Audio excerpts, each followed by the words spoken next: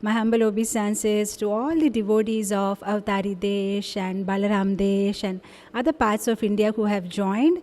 Vancha kalpataru bhayascha kripa sindhubeva cha patitanam pavanebhyo vaishnavebhyo namo namaha. Ananta koti Vaishnav vrinda ki jai. Srila Prabhupada ki jai.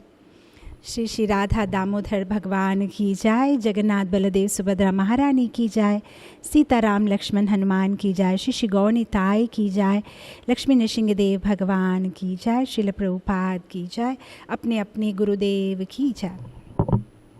कृष्णाय वासुदेवाय देवकी नंदनाय च नंदगोपकुमाराय गोविंदाय नमो नमः. नमो पंकजनाभाय नमो पंकजमालिने नमो पंकजनेत्राय नमस्ते पंकजांग्री. हे कृष्णा करुणा सिंधु दीनबंधु जगत्पते गोपेशा गोपिका कांता राधा कांता नमोस्तुते. तप्त कांचन गौरांगी राधे वृंदावनेश्वरी वृषभानुसुते देवी प्रणमामि हरिप्रिये. जय श्री कृष्ण चैतन्य प्रभु नित्यानंदा श्री अद्वैता गदाधरा श्रीवासादि गौरभक्तवृंदा. हरे कृष्णा कृष्णा कृष्णा हरे हरे हरे राम राम राम हरे हरे. नमो ओम विष्णुपादाय कृष्णप्रेष्ठाय भूतले श्रीमते भक्तिवेदांता स्वामिन्निति नामिने. नमस्ते सरस्वती देवे गौरवाणी प्रचारिणे निर्विशेष शून्यवादी पाश्चात्य देशतारिणे. ओम अज्ञानातिमिरान्धस्य ज्ञानाञ्जनशलाकया चक्षुरुन्मिलितं येन तस्मै श्रीगुरवे नमः. ओम नमो भगवते वासुदेवाय. ओम नमो भगवते वासुदेवाय. ओम नमो भगवते वासुदेवाय. नारायणं नमस्कृत्य नरं चैव नरोत्तमं देवीं सरस्वतीं व्यासं ततो जायो मुदीरये. नष्टप्रायेषु अभद्रेषु नित्यं भागवत सेवया भगवते उत्तमश्लोके भक्तिर्भवति नैश्चिकी. श्रीमद्भागवतम की जय. श्रील प्रभुपाद की जय. So Hare Krishna. So the upcoming festival is Govardhan Puja. So I thought I'll take something related to that. At the same time, I'm not thinking to speak on Govardhan Puja because we always hear so much about Govardhan Leela and Govardhan Puja process. But today we will speak about something that happened after the Govardhan Puja. So we will be talking about the prayers of Indra. So I'll be speaking on the prayers of Indra, which is in Srimad Bhagavatam, Canto 10, Chapter 27. So if you want, you can take out Srimad Bhagavatam and we will go verse by verse. So prayers of Indra, they're very short but very profound. They start from text 4 to 13, hardly 10 slokas. And this chapter 27 has around 28 slokas. So what I'm going to do is, we won't dwell deeper into each and every sloka, but I will run through all these slokas and we'll try to complete this whole chapter in 1 hour time. So giving you the background of the story, of the katha, of the Leela of Krishna is, we know that Krishna enters into the Pauganda stage. So like in the Krishna's age, we know that from birth to 5, it's called Kumar Avastha, Kumara age of Krishna, and then from 6 to 10 it is Pauganda, and from 11 to 15 it is Kishora, and after that it is Yovana. So now Krishna has already entered the Pauganda age, and the Gopashtami Leela is over, the Brahmavi Mohan Leela is over. Now what is happening is Krishna is around 7 years old, and it is on the day of Diwali time, and everybody is very busy. So Krishna is very curious, because every time wherever Krishna goes, he is the center of attraction everywhere. So he sees that today nobody is giving him bhav, nobody is talking to him much, everybody is very busy. So he's just finding out what is keeping everybody so busy. The gopis are not talking to him. Mother Yashoda is saying, don't disturb me, I'm busy cooking something. So then he goes and asks his father Nanda Maharaj that what's exactly happening. So then Nanda Maharaj reluctantly says, okay, I'm busy, but look, this is what is happening, and we are preparing for Indra Puja. So then the whole conversation goes to and fro with Krishna and Nanda Maharaj, where Krishna argues with Nanda Maharaj, gives him logic that why are you worshipping Indra, why not you worship Govardhan. And finally Krishna manages to convince Nanda Maharaj and the Vrajavasis, and they all decide to worship Govardhan hill. So then they all go with lots of fruits and sweets and savories and offerings, wearing new clothes, and with the wagons full of items drawn by the oxen in a procession, happily dancing and singing up to Govardhan. And after that they offer everything to Govardhan, and we know how Krishna himself is Govardhan, so he appears in a big form, he accepts all the offerings, and the Vrajavasis become so happy. They do parikrama of Girirajji and go back home. And then we know Indra gets very angry, he feels very embarrassed, he feels very humiliated that how come my puja was stopped and a hill was being worshipped. So then out of anger, Indra sends some Vartaka clouds, which is supposed to be sent only during the universal annihilation. So he starts sending rain and hail and thunder and try to kill the Vrajavasis. But then Vrajavasis go and take shelter of Krishna, and then Krishna with his little finger lifts the Govardhan Girirajji, and for 7 days and 7 nights he gives shelter to the Vrajavasis. Now Indra, who's been watching all this, his pride is shattered, he becomes humiliated, he gets to his senses and he understands his mistake, so he immediately withdraws the cloud, withdraws the wind, and everything becomes peaceful. So then Krishna drops the Girirajji back in place, and everybody goes back home. There the story ends. Now comes to our chapter today, chapter 27. What happens after Govardhan Puja? So after Govardhan Puja, Indra is unhappy because he did a mistake. He has realized what he has done. So now he wants to ask forgiveness to Krishna. So now this chapter 27 starts where Indra has gone to Brahmaji, and he's asking Brahma for help, and Brahma says, why not you take this Surabhi cow with you, because it looks like you have a conflict with Krishna. So for this conflict resolution, better you take a mediator with you, and Surabhi is a safe mediator, because I myself have committed a mistake previously of offending Krishna by stealing his calves and all, so I won't be the right candidate to come and negotiate between you and Krishna. Better you take Surabhi, because Krishna loves his cows, Gomata, and she will be the safe mediator. So then Indra keeps Surabhi in the front and he is behind, and he is going to Vrindavan. So that brings us to our chapter today.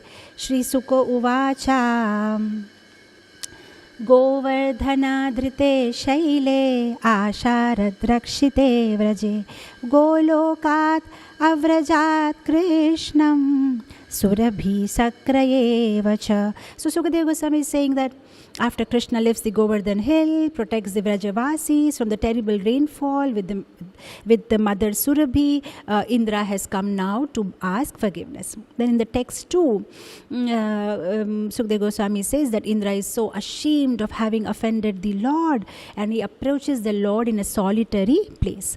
Now Indra, he just falls down and he lays his helmet on the lotus feet of the Lord. So here in the purport, it is said that in the Harivamsa Puran, it is mentioned that purposely Lord made an arrangement whereby Indra could find Lord in the solitary place, because Krishna didn't want to humiliate Indra further. He was already humiliated, and now asking forgiveness in front of everybody would not be nice. So Krishna is in a solitary place. He's somewhere in the foothills of Govardhan, sitting all alone, and Indra goes and pays obeisances to him. Then in the text 3, it says that Indra, holding his hands together in supplication, starts speaking with the Lord. And now from the text 4 actually starts the Indra Stuti. So now Indra says, my dear Krishna, he says that your transcendental form is a manifestation of pure goodness. My Lord, you are undisturbed by change, shining with knowledge and devoid of passion and ignorance. So here he's praising Krishna. He says, my Lord, you are in pure goodness and you don't get affected by passion and ignorance, which is based on illusion and ignorance. You do not exist. In you does not exist the mighty flow of the modes of material nature. Of course, there is a very, very beautiful commentary by Sridhar Swami, which you can read at home. I'm just going to run through this because we want to complete this whole chapter. And then in the next verse, Indra says, how then could there exist in you the symptom of an ignorant person, such as greed, lust, anger and envy, which are produced by one's previous involvement in material existence? Now, in the purport, Sridhar Swami is explaining, why is Indra talking about all these things? Krishna, you are in goodness, passion and ignorance cannot affect you. You are not punishing me because of greed, lust, anger and envy. Why? Because a layman may misunderstand Krishna. They may think this whole incident very simplistically. They may think, Hare, what is this? Indra is supposed to be given taxes. The Vrajavasis, they didn't give their taxes. So Indra is simply punishing them because they didn't give the tax. And now Krishna is not allowing Indra to do what is rightful his. He's supposed to punish if they don't get taxes. So now Krishna is embarrassing him and is not allowing him to function. This is not fair. They may think like that. So that is why Indra, in the beginning of his stuti, he says, my Lord, it's not that you are getting angry because you have envy, anger, lust and all those qualities in you. No, my Lord. You are doing it because you want to punish, because you want to protect the religious principles and you want to curb down the wicked. And he addresses, oh Krishna, you are Bhagavan, indicating that he is not an ordinary child and it's not that he has committed any mistake. And then in the further verse, Indra also clarifies in the text 6 saying that you are Pita, you are Guru, you are Jagatam Adishto. My Lord, you are a father, you are Guru, you are the Supreme Lord. You have all right to punish. There is nothing wrong you have done by punishing me. And he says that basically you punish the sinful for their own benefit. So whenever the Lord punishes somebody, it is for their own benefit. And then he says, then that way you remove the false pride of those who think themselves as the master of this world. And then in the next line, Indra accepts himself as a fool. He said, my Lord, I am a fool. I am proudly thinking of myself as the universal Lord. And you have punished this mischievous only to instruct them. You punish somebody only because you are thinking about their welfare, just to instruct them. And then in the next sloka, Indra says that, my Lord, I have offended you. Please forgive me. Please forgive me. I have offended you. And then in the next verse, he says, my Lord, why have you come to this world?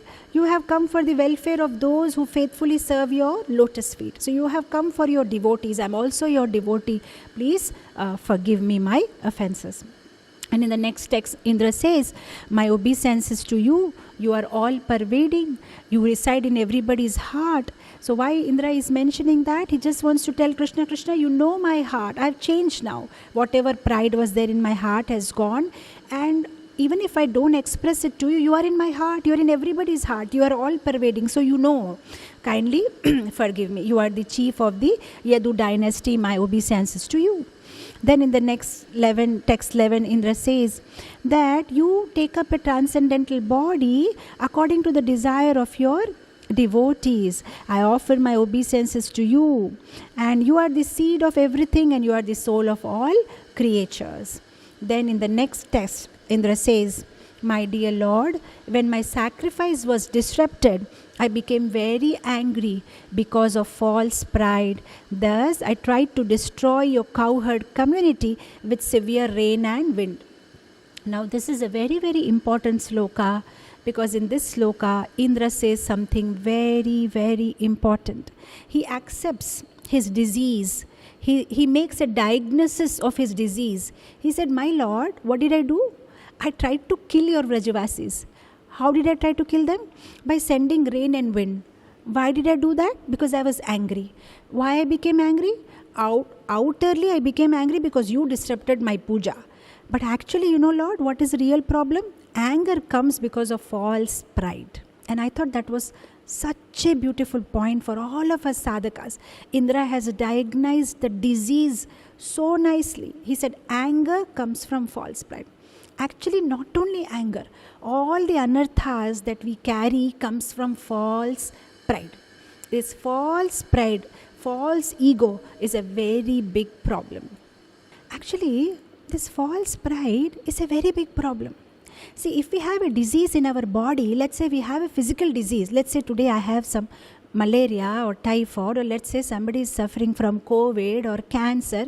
It's not a big thing, because after this life, they'll give up that body and they'll get a new body, fresh body. The disease that you get in this body, you don't carry to another life. If you get COVID here, you don't carry COVID to your next life. But there is another body, that is a subtle body, which is of mind, ego and intelligence. Now that is a problem, because that body, we don't give it up. It comes with us. So even after I change my physical body, I'll be carrying my mind, ego and intelligence to another body and to another body and to another body. That means they're going to stay with me for long until I go back to Goloka Vrindavan. Prabhupada says it doesn't get dissolved. The subtle body doesn't get dissolved. That means I really need to work hard on my mind, ego and intelligence, because I can't replace them. There is no Amazon policy. I can't replace, I can't get refund. They are with me. They'll always stay with me. That means I have to work on them. So our main problem is false ego. Today we are all away from Krishna is because of false ego. But the problem is we keep working on our physical body, but we don't work on our subtle body. But physical body is temporary, but the subtle body will be with us permanently, at least for some time, till we are in this material world. That means we really need to work. And Indra here has diagnosed such beautifully. He said, anger came because of my false pride. And I thought that was really, really beautiful point. False pride. What is this false pride? What is this false pride? Sometimes people misunderstand the definition of false pride. They think false pride means, let's say if I'm very arrogant and I have lot of pride and I think everybody as, below me and, not qualified. That is not false pride. That is not false pride. False pride is when you think that you know better than Krishna. When you think you know what's good for you. When you think you are independent of Krishna. That is what is false pride. When we think we are independent of Krishna, when we think we know what is good for us, what is good for our welfare, when we think we know better than Krishna, that is false pride. And frankly speaking, we are all suffering with false pride.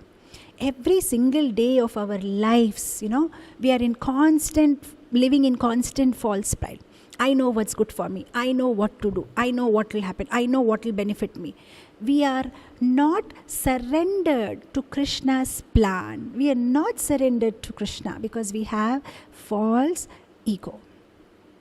So here what happened? Krishna shattered the false ego of Indra. And after that, what Indra did is also so important. What happened after his ego was shattered? Indra surrendered to Krishna. Indra surrendered to Krishna. We all also have false pride which comes out of our material assets, material possession, our prestige, our identity. I am this in so-and-so company, I am so-and-so person, I am so-and-so service I have done. So all that false pride is coming because of our prestige, assets, our relationships. And whether you like it or you don't like it, someday you will have to give it up. Either you renounce it or you will be deprived of it, because at death everything is gone. Right? Mrityu sarva harasyam. Everything is gone when you die. But if you die before you die, that means if you kill your ego before you die, then you will go with a pure subtle body. But if you don't, then you will die physically, but you will be carrying that false ego again to the next life, and then again to the next life. So what we need to do is to die before we die. The exact words of Bhakti Tirtha Swami Maharaj, he said, die before you die. That means we need to renounce, or we need to give up our false ego. So what do? Surrender to Krishna. Sometimes Krishna may take away all our material assets. Then what do? Whether we are honored or whether we are dishonored, we take shelter of Krishna, we surrender to Krishna, is what Bhagavatam is depicting time and again, repeatedly.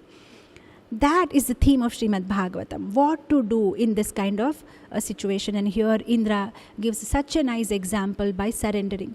Now we may think, what's the big thing? It is simple. It's not simple.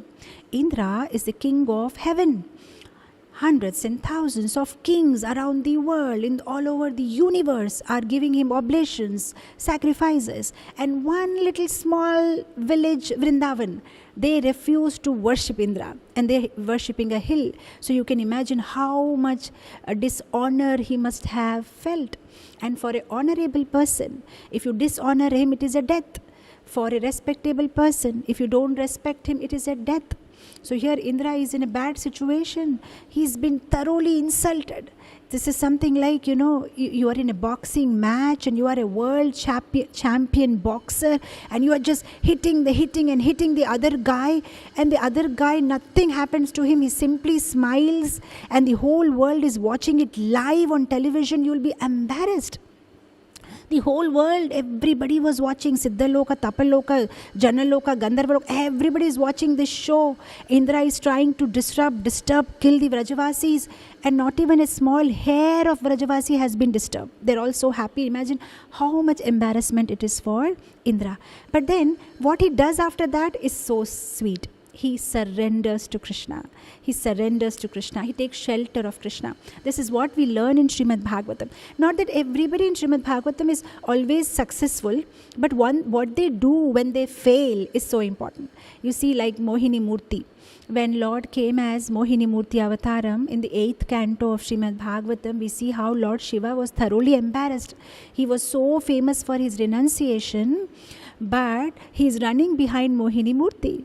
But then what he does after that, after he is embarrassed, he doesn't shy away, he doesn't hide his face. He just accepts. He said, yes, my Lord, you're very powerful.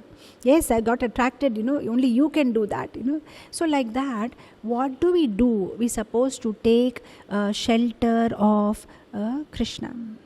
Right? So this is what is said in this sloka. It says that, my dear Lord, when my sacrifice was disrupted, I became fiercely angry, and thus I tried to destroy your cowherd community with severe rain and wind, and this has all come because of my false pride, right? See, what happens when the false ego in us increases, then the anarthas in us increase. When the anarthas, they take over our consciousness, then we lose the sense of proportion. We don't know what to do next. Like, see what exactly happened here in Indra's case. This is something like, let's say you didn't pay your telephone bill, you didn't pay your electricity bill, you didn't pay your water bill. What will the government do? They'll cut you off your facility, they'll cut your water line, they'll cut your electricity line, they'll cut your telephone line. But will they come and throw a nuclear bomb in your house? Hey, you didn't pay the tax, now I want to kill you, I'll throw nuclear bomb in your house. They don't do that. But that is what Indra did. The Vrajavasis, they didn't pay the tax. So instead of punishing them by cutting away their facilities, Indra tried to simply kill them. He wanted to kill them. So what has happened is, Indra has lost his sense of proportion. So the magnitude of crime is having no correlation with the magnitude of punishment. The punishment Indra is trying to give is way beyond what is the crime committed. So why has this happened? Because Indra lost his sense of proportion. Why did Indra lose sense of proportion? Because he is clouded by anarthas. Why did the anarthas come? Because it comes from the false ego, from the false pride. Right? So what should we do at that kind of a situation? We surrender to Krishna. We surrender to Krishna. When the false pride is destroyed, whether in honor or dishonor, we should surrender to Krishna. What kind of surrender? Now, surrender is also of two types. One is the surrender of Draupadi. What did Draupadi do? When Dushasana was trying to disrobe her, she simply put her two hands above. She was completely surrendered to Krishna. And the other kind of surrender that we see is with Arjun. Yes, Arjun also surrendered, but what was his surrender? At the end of Krishna telling the Bhagavad Gita, the kind of surrender that Arjun did was, he fought for Krishna with more diligence. So that means surrender is also of two types. One is you completely depend on Krishna, and one is you diligently work for Krishna. Now, why I am clarifying this is, sometimes when we speak about surrender with the devotees, they manipulate this word surrender and they manipulate this word dependence on Krishna by becoming lazy. Now, dependence on Krishna does not mean that you become lazy and you don't work. So there are two things here. Those things which you are, which is under your control, that for those things you diligently work for Krishna. And those things which are not under your control, for them you become completely dependent on Krishna. This is very important. Otherwise, imagine if you say dependent, imagine devotees stop working. Let's say today I called you all for a feast at Vishakhapatnam, and when you come I'll say I'm just depending on Krishna. Krishna will make arrangements. No, that doesn't work like that. I get everything, I make all preparations, I work hard, and then if it is not tasting properly or I couldn't do, that is then surrendering or depending on Krishna. But otherwise, as devotees, just like Arjun, he didn't put down his bow and arrow and say, I depend on Krishna. He diligently worked for Krishna. With focus, he worked for Krishna. So this is the surrender that we are talking about. So surrender means you are, of course, sometimes devotees are so confused about this. They will ask, but how much to depend on Krishna? And how much to depend on our endeavor is a very big confusion. How to balance? That is a regular question I get. Now, my answer for this is, you work so hard as if the result of that work is dependent on you and your endeavor. And you pray so hard to Krishna as if the result of work is dependent on Krishna. That means you pray hard as if Krishna is going to do everything, and you work hard as if you are doing everything. So that is the way we do our best and we leave the rest for Krishna. So that is what it means by surrender to Krishna or depending on Krishna. Depending on Krishna does not mean that we become lazy. So here he has surrendered to Krishna. So he just comes, you see the sloka number 13. He says, oh my Lord, you have shown me mercy by shattering my false ego and defeating my attempt. To you, to the Supreme Lord, Spiritual Master and Supreme Soul, I have now come for shelter. He said, I am taking your shelter, my Lord. You have destroyed my false pride. So this is a sign of intelligence. Srila Prabhupada says in the 10th chapter of Bhagavad Gita, sloka number 4 and 5 in the purport, he says, what is a sign of intelligence? When you know what to do, what not to do. That is a sign of intelligence. The sign of intelligence is when you know what to do, when you don't know what to do. You know what to do when you don't know what to do. So sometimes we are put in a situation where we don't know what to do. So when we are put in that kind of situation, we should have that much intelligence to understand that we should surrender to Krishna. So we should surrender to Krishna when we don't know what to do. So now what is happening here with Indra? Simply surrenders to Krishna. My Lord, I surrender to you. I take your shelter. You have destroyed my false pride. It's very important because See, in this material world, nothing is going to stay with us permanently. There will be so many situations in our life. We may lose our job, we may lose our material assets, all that which we relate with our identity, our personality, our prestige. We may lose at any time. So we should be prepared what to do in that kind of situation. When we are honored also, we approach Krishna. When we are dishonored also, we approach Krishna. In every situation, we take shelter of Krishna. So very, very important point here. Then we go to the next sloka. Here it says, Sukadeva Goswami says, thus glorified by Indra, Lord Krishna, the Supreme Personality of Godhead, smiled and then spoke to him as follows. So here Indra's stuti ends, the 10 slokas end, and then Sukadeva Goswami is saying that now Krishna is smiling. And I thought that was also such a beautiful point. See, Indra was trying to murder the Vrajavasis, cold-blooded murder. But still, when he took shelter of Krishna, Krishna has forgiven him. Krishna is smiling. And I think that is very, very important thing that we see in the whole of Srimad Bhagavatam, that again and again the Bhagavatam is reminding us or informing us that Krishna is a merciful God. He's not a vengeance God, hey, you did that to my Vrajavasis, now see what I'll do to you. Krishna is always ready to forgive. In many of my classes, I'll be mentioning that Krishna is so sweet. When Putana came to kill Krishna, Krishna says, I don't see the intention. I simply see the action of my devotee. She has tried to feed me milk. I give her points. What is her intention is not my problem.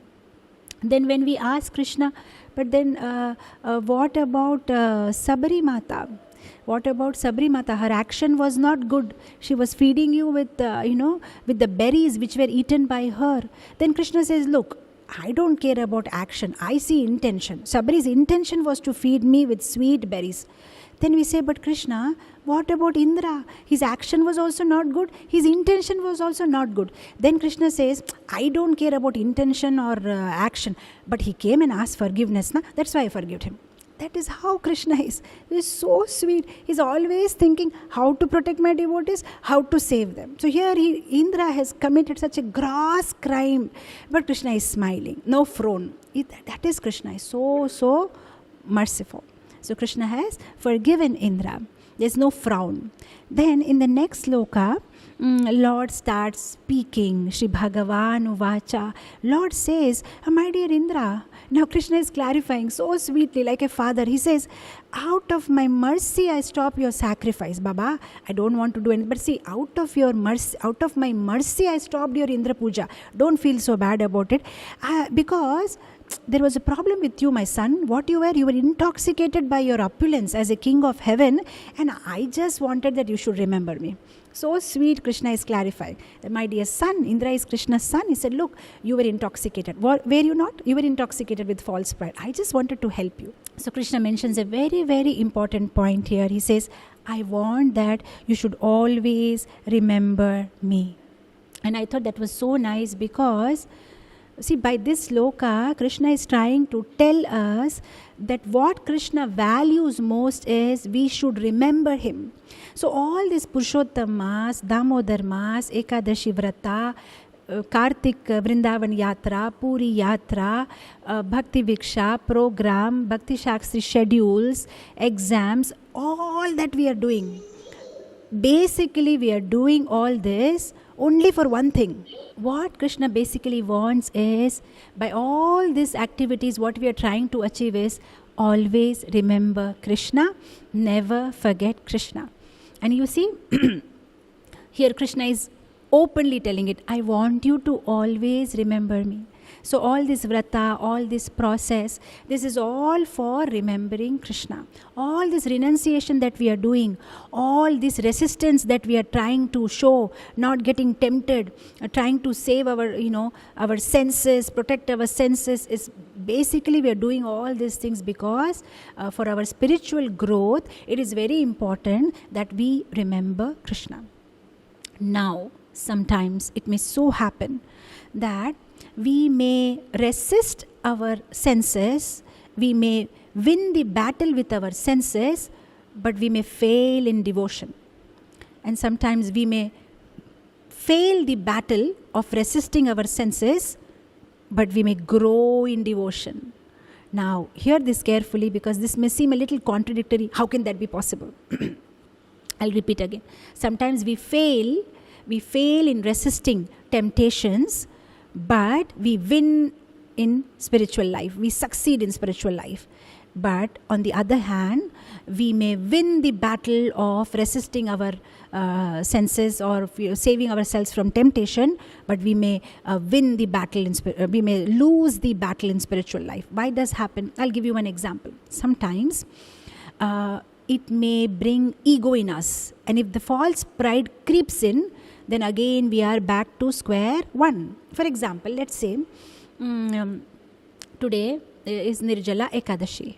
Now I have won the battle. Though so many Ekadashi feast prasadam is right in front of me, but I have resisted the temptation. No, I want to do Nirjala. So I have won the battle. I have resisted, no temptations, I'm not attracted. But let's say after that I go to the prasadam hall and I check who all are eating prasadam. And then I look at them. She's so fallen. She's taking prasadam. Hey, she's useless. This person so attached. Why is taking prasadam on Ekadashi? Hey, look at that person. So much sagudana khichdi. These people are fallen, useless, sinful. Now what happened? I must have fasting my body, but I'm feasting my ego. I'm so happy. I'm better than the others. I'm doing so well. Every Ekadashi I do Nirjala. Every Ekadashi I fast up to 12. I do this. I do Jagran. I chant 64 rounds. But look at these people. They don't do anything. So I must have won the battle of resisting temptation, but I lost the battle of my spiritual growth, my devotion, because I got pride, I go down. And on the other hand, let's say I could not resist temptation. I ended up eating on Ekadashi, though it was a Pandava Nirjala Ekadashi. I ate sagudana khichdi, I ate everything, whatever possible, full stomach. Now what happens? I lost the battle. I could not resist myself. But I may win. I may win spiritually because now I may feel guilty. Everybody is doing so well. They're fasting so nicely. They're following Bhishma Panchaka so nicely. They're following Kartik month so nicely. But I'm not able to do it. Krishna, please help me. Krishna, I need you. I'm not so capable. I'm not able to fight my temptation. Krishna, please help me. Without you, I can't do anything. Now what has happened? This has made me humble. And the moment I become humble, my spiritual growth will go up. Right? You understand? So that is such a beautiful thing, right? See, in the spiritual life, there are two things required, which is so important for our spiritual growth. One is desire for Krishna, and the other is need for Krishna. Desire for Krishna means that happens only for pure devotees. They have a spontaneous desire for Krishna. Krishna, you are so attractive. Krishna, I like you. Krishna, I love you. Krishna, I want you in my life. They have a desire for Krishna, spontaneous attraction for Krishna. Pure devotees. They don't need any help from outside. We may not be on that level. Maybe we are not attracted to Krishna that way. But we can develop need for Krishna. Krishna, I am fallen. I need your help, Krishna. I cannot do this without you. Please help me. Please protect me. That's all right. Even if we don't have desire for Krishna, if the situations in our life increase our need for Krishna, that is also very good. It will help us in our spiritual growth. So, we may also want to have desire for Krishna, and that will happen one day. When we keep associating with other devotees who have desire for Krishna, ultimately one day we will get desire for Krishna. But as of now, even if we are on the level of need for Krishna, even if it is for our materialistic ambitions and materialistic desire, that's all right. But at least we should feel the need for Krishna in our life. So the whole point is our Krishna consciousness is not renunciation centered. It is Krishna centered. We are thinking about Krishna. What we renounce is not important. See, it's not about our disconnection with material things. It is about our connection with Krishna. How much connected we are with Krishna will help us in our spiritual growth. So, Jeno Teno Prakarena, we have to somehow get connected to Krishna, get absorbed in Krishna. That will help our spiritual growth. So we have to develop that understanding. Not only disconnection with the material world, but connection with Krishna. That is what Krishna is telling here. Indra, I just want that you should remember me. That's all Krishna is saying. And that's all Krishna wants from all of us. He just wants that we should remember him. Remember him. So that's why Krishna is saying, look, Indra, because of that I stopped your puja. Because of that, I stopped your puja, because I want that you should remember me. Right? And then we go to the next sloka. See, even in our lives, there may be certain situations Krishna will purposely create so that we can remember him, right? Like you see, how what Krishna did with Bali Maharaj. Krishna took away everything. Somebody outrightly may say Krishna has cheated Bali Maharaj, but it's not cheating. Sometimes a child is having a knife in the hand and you cheat the child. Hey, look here, come on, give me this, and then you give some chocolates and take the knife away. Is that cheating? It's not cheating. You took the knife away because that will hurt the child. And in return, you gave lots of chocolates and candies to the child. So Krishna took away all the wealth from Bali Maharaj, because that was not helping his consciousness. And then Krishna gave himself to Bali Maharaj. So like that, yes, Krishna will sometimes take away, but then that is for our betterment. So Krishna is saying, that is why I stopped your puja, so that you can remember me. And then in the next sloka, Krishna says that, he puts it in words, that I do that with devotees. He says, a man blinded by intoxication with his power and opulence cannot see me with the rod of punishment in my hand. If I desire his real welfare, I drag him down from his material fortunate position, like what he did with Bali Maharaj, right? So what Krishna says, you see in Srimad Bhagavatam 10.88.8, Krishna says that if I love somebody, if I am specially favorable to them, then what do? Harishe tad dhanam. I take away everything from them. So this is what Krishna is saying. Same thing here. I drag them down from their materially fortunate position. So Krishna does that just to help us. Because the moment we are taken away from our position, then our ego goes away.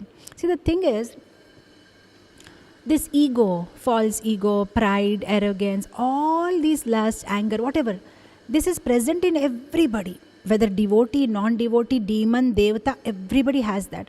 The only difference is the devotees, they fight against those qualities and take shelter of Krishna. The demons, they take shelter of those qualities. That's the only difference between demon and devatas.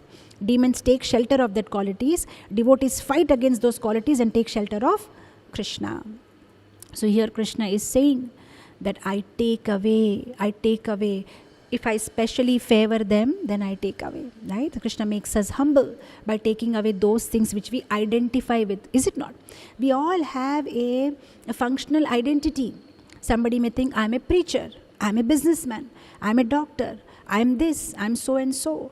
But if that particular identity is bringing false pride in us, and if Krishna wants to specially favor us, then he will take away that functional identity from us, so that we can remember our fundamental identity, which is being part and parcel of Krishna, which is being servant of Krishna. So when we forget that, Krishna has to take away our functional identity, so that we remember Krishna.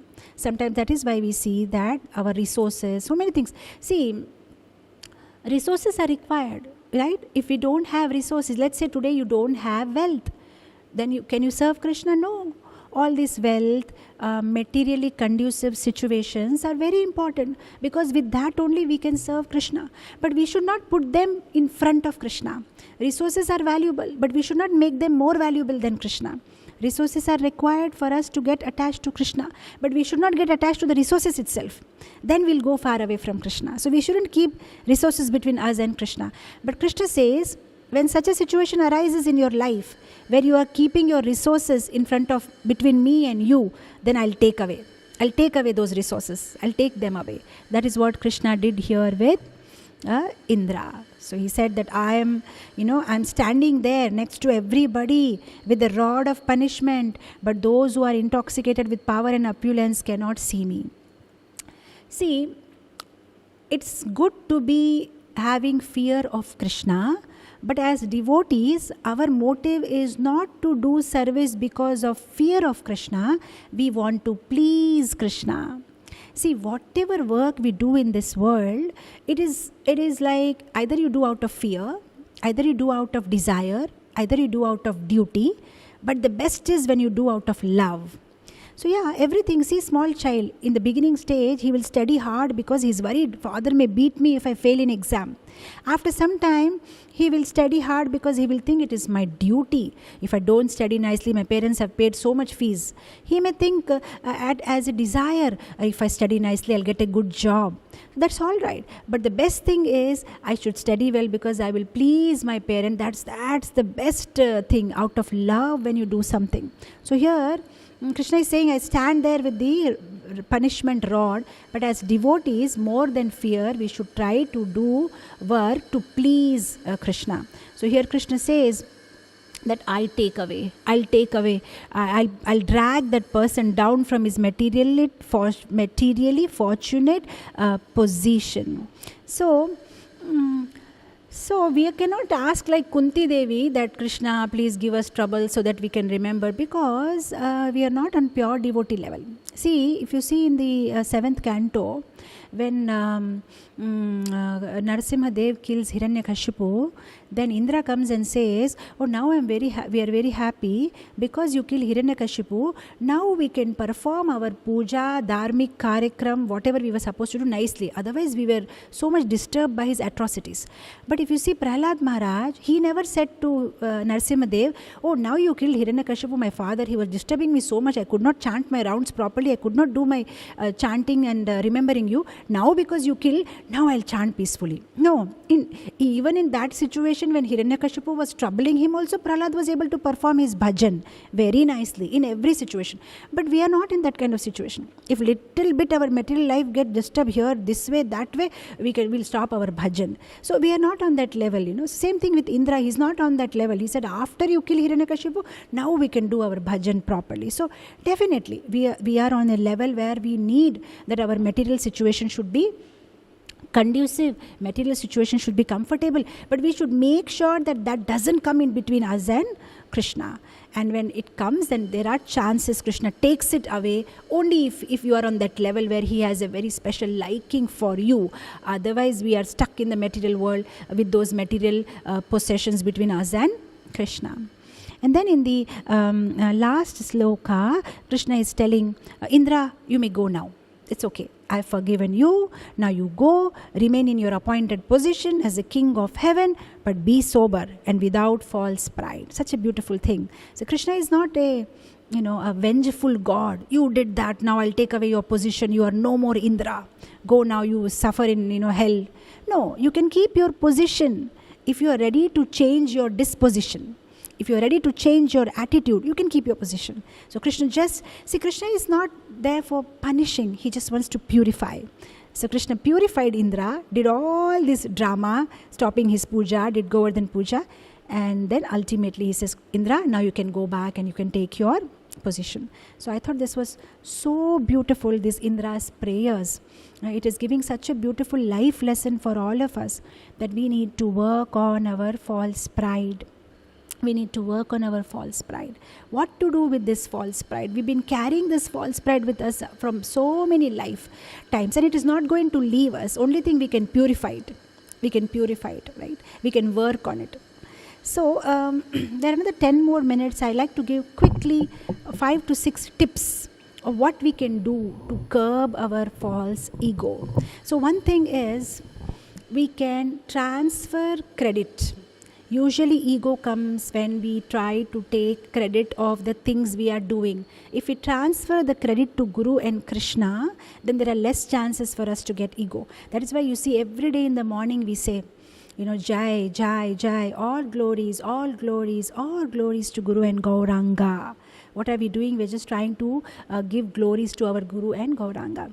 Just like, many times I give this example that, in the Western countries, when they eat baked potatoes, they have such a beautiful system. When the mother bakes the potatoes, she doesn't give directly for eating. The mother gives it to the father passes the hot potatoes to the daughter passes to the son passes to another, and by the time it goes to the 4th or the 5th person, the potato becomes cool, and then he can happily eat it. But if it is directly taken from the oven and eaten by the first person, he'll burn his tongue because it's very hot. Similarly, when we directly try to take credit of our things, we may burn ourselves. We may burn ourselves with ego. I did it. I'm so successful. But when we just transfer the credit to our Guru and Krishna, then there are less chances for us to get ego. So transfer credit. Second thing is sharing anarthas. Whenever we have some bad thoughts and whatever our anarthas are, don't hide them. When you hide something, it grows. So somebody in this world should know where we are actually, what is our mental level. Because in this world, we wear so many masks. In my school, when we have a Fruits Day celebration, my teachers, they all wear fruits mask.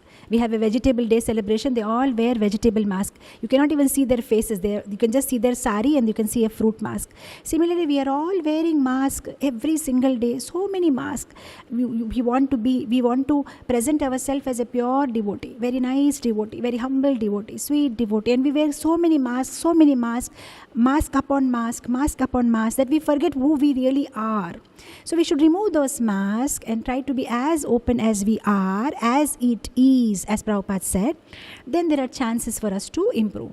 Like there's very beautiful story of how once there was one man who was in a prohibited area trying to hunt animals.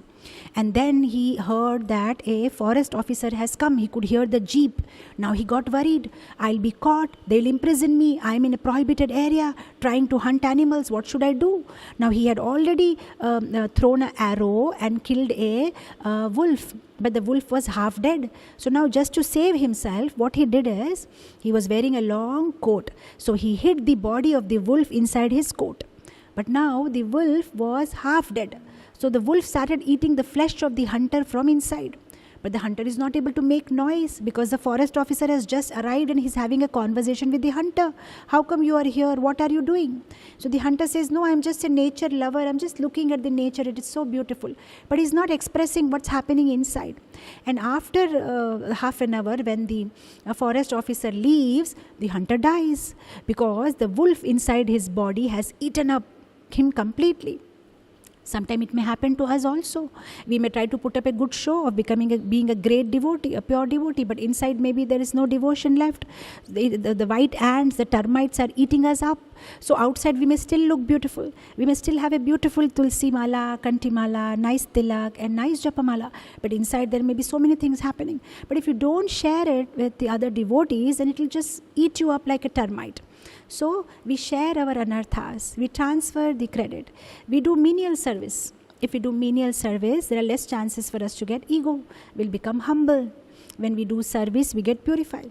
I remember how once Madan Mohan Malviya, he had come to meet Bhakti Saraswati Thakur, and he was asking so many questions. I have this question. And Bhakti Saraswati Thakur said, why not you ask the devotees? They are serving in the kitchen. You can ask these questions to them. So he goes inside the kitchen and he asks the devotees. Devotees say, well, we are very busy. Can you help us cleaning the pots? Then we will answer your question.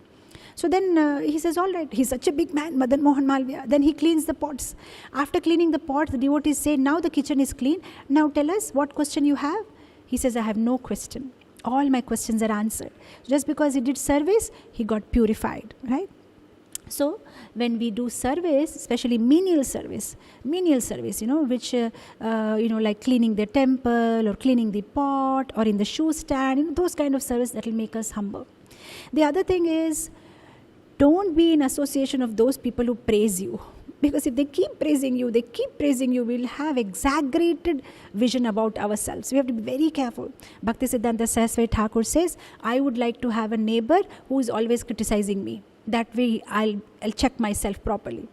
There is a very, very famous story of how once Parasar Bhatta in the Ramanuja Sampradaya, he was in his temple sitting and some unknown man comes there and starts criticizing him. And his disciples get very angry. Hey, you are criticizing our guru. We'll push you out. We'll throw you out. But Parasar Bhatt says, hey, don't say anything. Let him talk. So he went on criticizing. After that, Parasar Bhatt gave him a nice gift and sent him home. The disciple asked, what is this, Guru Maharaj? And he says, no, actually it's my mistake. when we stand in front of the Lord, we're supposed to criticize ourselves, praise Lord, ask forgiveness, and then ask for a boon. These are the 4 stages of prayer. So I have been always glorifying the Lord, but I have never criticized myself in front of the Lord. Today, He did the 50% of my job. That's why I gave Him the gift. So I'm very happy with Him. In front of the deities, He criticized me. So, Bhakti Sastri Thakur says to stay in association of those people who will tell you your faults. So, share your, transfer your credit, share your anarthas, do menial seva, stay in association of those who criticize, they make you humble. And the other thing is to read scriptures, to get knowledge. Mainly, our false ego comes because of lack of knowledge. We know Krishna is great, but we don't know how great is Krishna. And because of that, we get false ego. If we can understand how great Krishna is, how simply from His breathing so many innumerable universes come out and go, then we'll not be proud about our small 3-bedroom flat in some country. We'll not be proud about our fixed deposit, our money and material assets when we understand the Aishwarya of Krishna. See, when you see a hill from far, in Visakhapatnam we have so many hills. When you see the hills from far, they look very small. They look as if they can come in your hand, But when you actually go close, you see the hill is huge, my God. Similarly, when we don't know much about Krishna, we think, what's a big thing? Oh, that's all right. But the more you know about Krishna, the more you understand how minute you are. So, to know more about Krishna.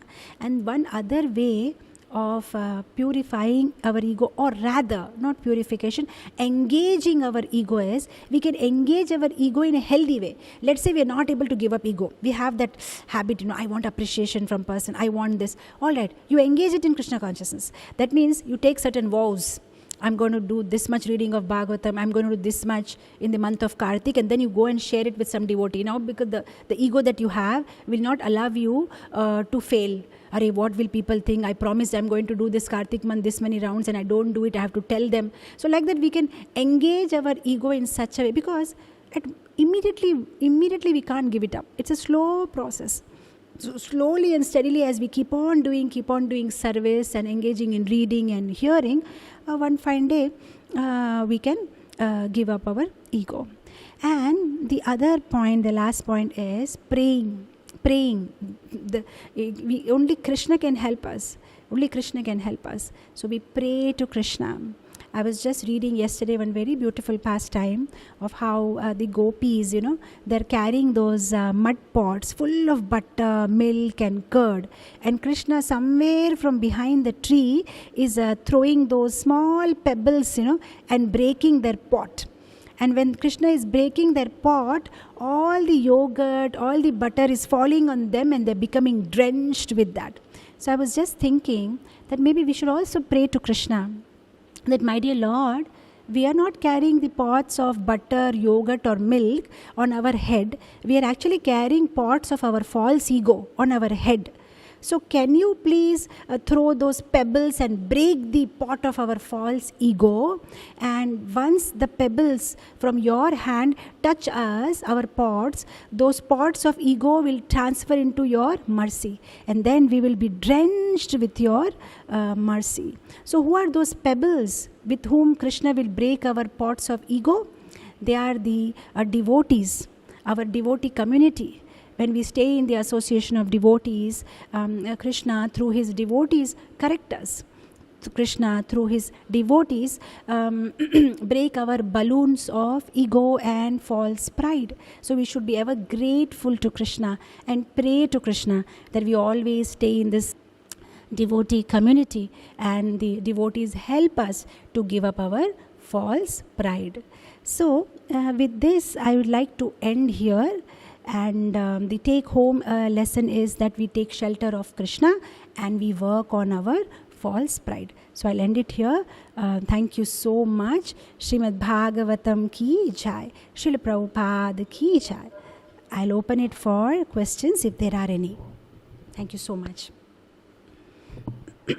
Okay. All right. So I have got... One second. Okay, I have understood the question. So you're asking that India's false pride was shattered. He surrendered to Krishna, but then again his false pride cropped up, and he was reluctant to give Parijat to Krishna. So how come the pride came back? Now that is the thing. This mind, ego, and intelligence, they are like a mafia. Now they keep on making issues. Now with in the pure devotee's life, there is no problem, because the intelligence and the mind, they are convinced that they are servant of Krishna.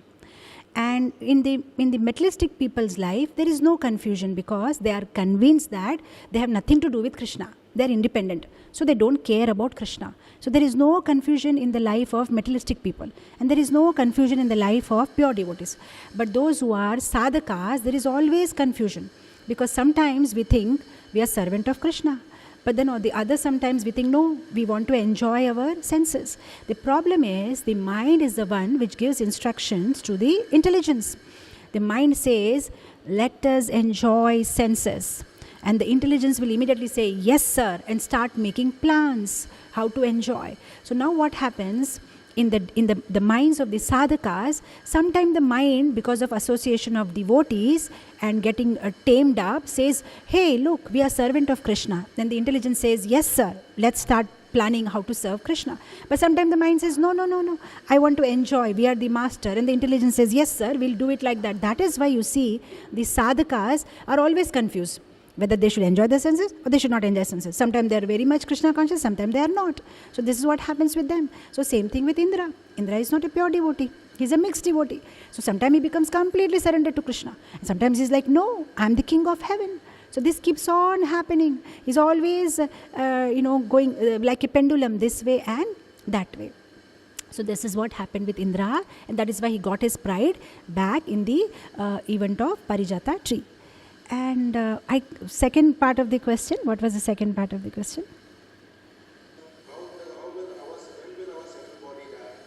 Okay, now what I read in some of the, what I heard in some of the Prabhupada lectures, the subtle body will destroy when we go back to Krishna. As long as we keep taking birth in this material world, the subtle body will move with us wherever we go, in whatever species. And once we go back to Krishna, it gets dissolved, is the right word actually I heard, dissolved. The subtle body gets dissolved.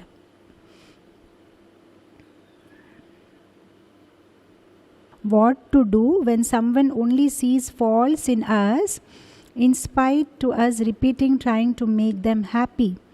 We receive only citizens' domination and controlling. What to keep yourself stable? Okay, so what I understand the question in nutshell is, sometimes we try to make people around us happy, but they always keep looking at our fault. So what to do? See, I've said this many times, we can't make anybody 100% happy. In this material world, our mind is such, it will always keep us unhappy. You see, our mind, anytime you just observe and analyze how your mind works. Whenever you are sitting alone, just observe your mind. Either it will take you to the past and lament over something about the past, or it will take you to the future and create some anxiety about future. It will never allow you to stay in present. Our mind is always unsatisfied about the present. So it's not only with us, it is with everybody around us. So we cannot make anybody 100% happy, neither we can be 100% perfect in everything. We can only try to make people reasonably happy or reasonably perfect ourselves. The whole point is, everybody is independent. So personally, we can't do anything to change anybody around us. We can't write their script. We can't do anything. The only thing we can do is change ourselves, because that little bit independence Krishna has given to us to deal with ourselves. So we can't change others.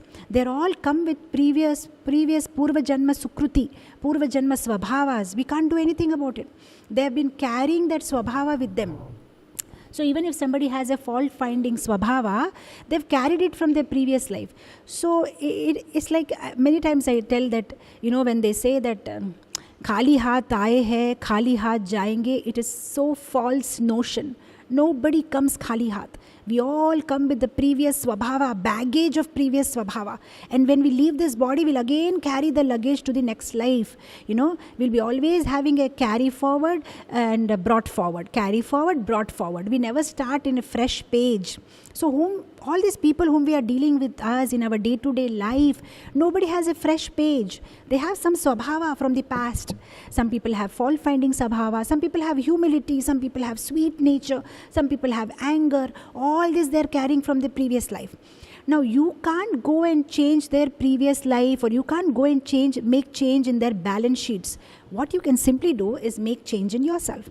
So what we can do is, we try our 100%, we try our best, and rest we leave it on the Lord. So just like I told in today's class, we simply have to depend on Krishna over the things which we are not under our control. So to make somebody appreciate us is not under our control. I can't make that person appreciate me. I cannot do anything about it. It's not in my hand. That is his swabhava. What I can do is, I can do my best. And then satisfy myself by checking myself. Did I do any mistake? Am I wrong anywhere? And just check ourselves, correct ourselves, purify ourselves. Keep doing self-correction. That is all we can do. That is all we can do. We cannot change anybody. We cannot help anybody. We cannot correct anybody. We cannot change their behavior. Nothing we can do. But we can be corrected by others. Like Vaisesika Prabhu, in one of his class, he was saying, our life is to be corrected by others. Our life is not to correct others. That is what our life should be, the goal of our life. That's all right. So I feel one way, if somebody is fault finding all the time, one way it's good for us. Personally, I feel like that. Of course, I'm not trying to hurt your emotion, but I think good na, we have somebody exclusively for that, to purify us. Go on telling our faults, So some faults may be genuine, some faults may be made up. Maybe that fault doesn't exist in us. That's all right. It's like a checklist. We keep checking. So the whole point is, our journey towards Krishna is an independent journey. All right. So up to the dock, or up to the plane, everybody will be with us. After that, we have to fly our own plane. Nobody can help us. The pilot has to fly his own aeroplane. We can go up to the runway. Similarly, all these people whom we are associating with, they are with us up to the runway. After that, we have to fly our own flight. So don't worry so much about what they think, what they say. Oh, we can't make anybody happy in this world. We can only make Krishna happy. Krishna becomes very happy. With our little thing, he becomes very happy. So don't worry so much. Take it positively. That's all right. Take it positively. All right, if he's finding fault with me, okay, I'll try to correct myself, try to become better. Krishna has sent him to me so that I can become more humble. Sometimes, if we have people around us who are always praising us, that's more dangerous. Because we'll really start thinking, I'm so good devotee, everybody praises me. That's more dangerous actually. This is a better situation. But of course, I know it is easy said than done. I know it feels very bad when you are working so hard to satisfy people around you and they are never satisfied. Yeah, we feel bad, but what can be done?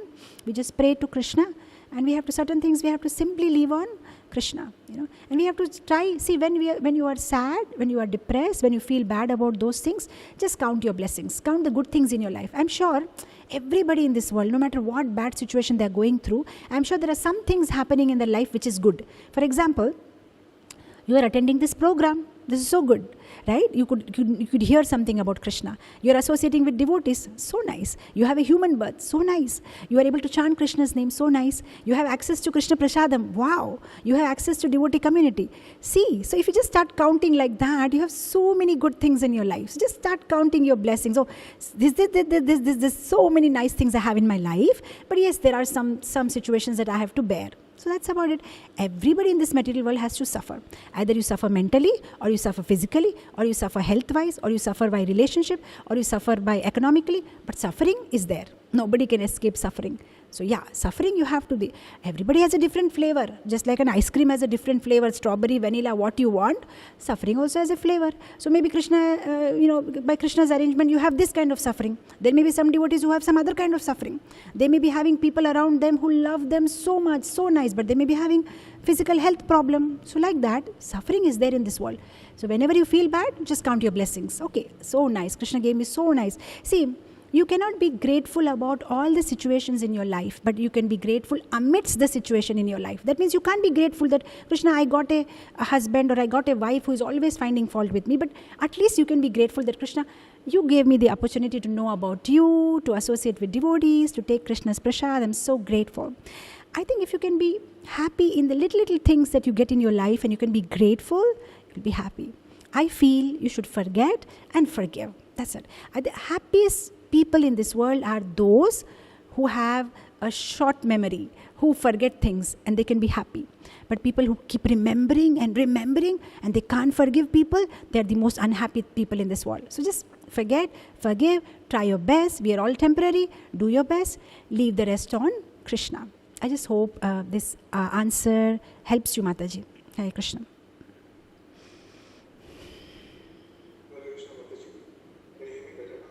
Yeah, yes. So this other question. Due to our previous Sukriti, we have taken up Krishna consciousness and we continue from where we had left Krishna consciousness. Very nice, very beautiful question. So you are asking that as my spiritual life is progressing, I feel that my anarthas are increasing. Spiritual life supposed to, 1 second, I have to slow my phone. There's somebody calling me. Okay. So you are saying that as my spiritual life progresses, my anarthas are supposed to reduce, but I see my anarthas are increasing. So how can we take this?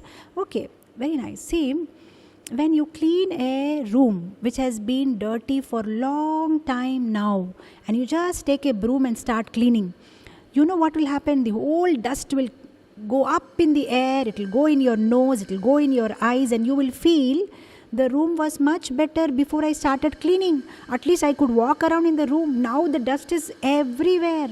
No, cleaning is happening. Cleaning is happening. Nothing to worry. This process is 100% guaranteed.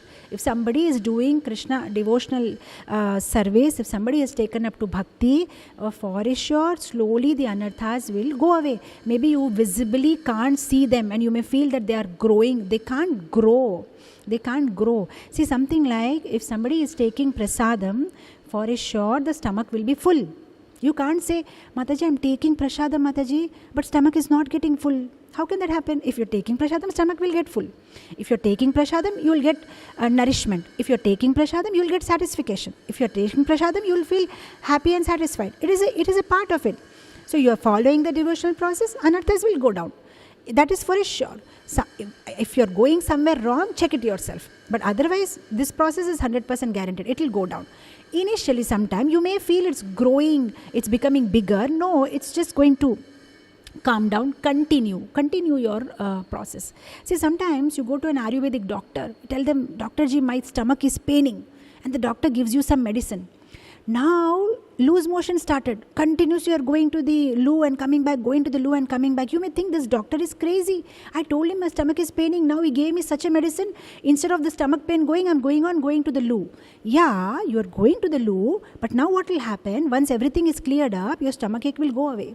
So like that, sometimes apparently the things may feel, Hare, it's not helping me. It's not helping me. No, it will help. You just have to have patience. You'll have to wait. Continue the process. It will happen. It will happen. It's not a one-day process, See, if you have children at home, they don't grow in one day, 5 feet or 4 feet. They grow every day. So if you take a measuring tape and you go and measure their height every day, you can't measure anything. You will see Mataji, there is no change. My son is not growing. But after 2 years, after 1 year, after 6 months, you will see 1 inch they have grown, 2 inches they have grown. So like that, our spiritual life also.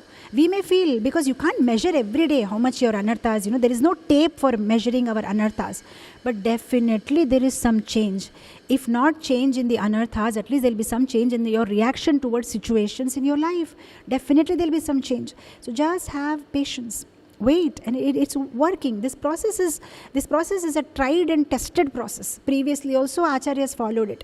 And our previous Guru Parampara also following this process. So we have got it from the right source and it's going to work. We just need to wait. But again, slowly settle back. How can I keep the realization of it? I may feel regret and sometimes approach Krishna, but again slowly settle back. Are you trying to say that how do I keep the motivation, the momentum going? It's like your question is, how do you keep the momentum going? Sometimes, yes, you feel surrendered to Krishna, and sometimes you don't feel. So how do you keep the momentum going? Just try to be connected. Already Prabhupada gave us the sadhana process. So chant, offer food to Krishna, associate with devotees, do some devotional service, and be connected. And to keep yourself motivated, you keep hearing and connecting to Srimad Bhagavatam. For some time we need help. Of course, we need always help. But first, initially you need more help, and you need more help unless you can walk yourself. So as long as you need help, just keep taking more and more assistance from other devotees and keep yourself motivated. See, it's like, when you're physically down, what do? Just take some Glucon-D and you get all the energy. So when you are spiritually down, take the spiritual Glucon-D, the energy drink. Just take Srimad Bhagavatam and read. Just hear Srimad Bhagavatam. Associate with somebody who is super energetic in Krishna consciousness, and then, you'll be infected also. So keeping yourself motivated is just be with the right people. Just be with the right people. Not like-minded people, the right-minded people. Like-minded means those who are like us only. They may not be motivated themselves and they will demotivate us also. So not like-minded, right-minded. Be with the right-minded people who are, above us in Krishna consciousness, whose association makes us feel more closer to Krishna and motivates us. Just take, whether it is physical association of that devotee or virtual association or whatever, and that way you can be motivated.